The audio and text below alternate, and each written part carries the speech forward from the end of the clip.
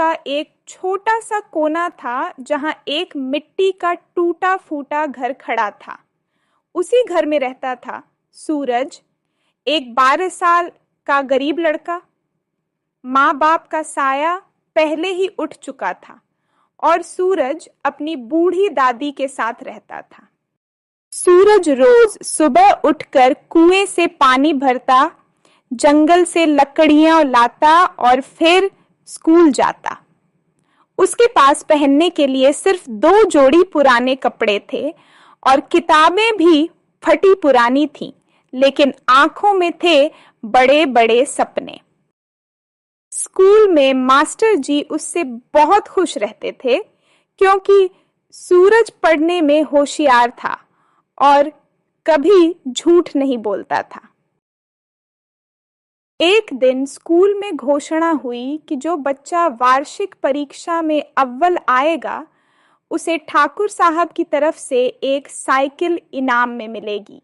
सूरज के दिल में खुशी की लहर दौड़ गई। साइकिल तो जैसे उसका सपना था जिससे वो दादी के लिए दवा लाने, शहर जाकर पढ़ाई करने और भी बहुत कुछ कर सकता था। लेकिन उसी गांव में ठाकुर साहब का बेटा रमेश भी पढ़ता था। रमेश को पढ़ाई में मन नहीं लगता था, लेकिन उसे अपनी ताकत और पैसे पर घमंड था। परीक्षा से एक दिन पहले रमेश ने सूरज को बुलाया और कहा, सुन बे सूरज, तू पास होकर क्या करेगा? अगर तू फर्स्ट आया तो साइकिल मेरी नहीं होगी। चल ये सवालों के जवाब ले ले, नकल कर लेना। रमेश भाई, मैं मेहनत से पढ़ा हूँ। अगर भगवान ने चाहा तो मैं खुद जीतूंगा। मुझे किसी की मदद की जरूरत नहीं। परीक्षा हुई और कुछ दिन बाद रिजल्ट आया। सबकी सांसें थमी हुई थीं। जब मास्टर जी ने नाम पुकारा तो सब हैरान रह गए।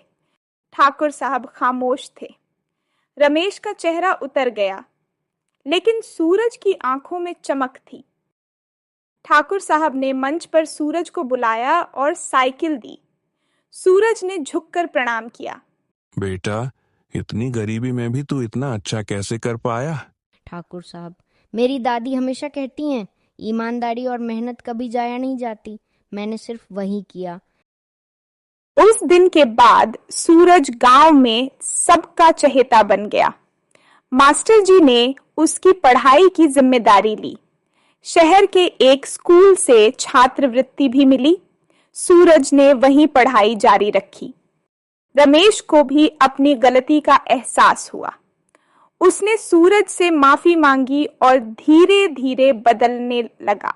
सालों बाद सूरज बड़ा होकर गांव लौटा, एक डॉक्टर बनकर। उसने अपने गांव में फ्री क्लिनिक खोला और गरीबों का इलाज करने लगा। ईमानदारी, मेहनत और सच्चाई से बढ़कर कोई दौलत नहीं होती।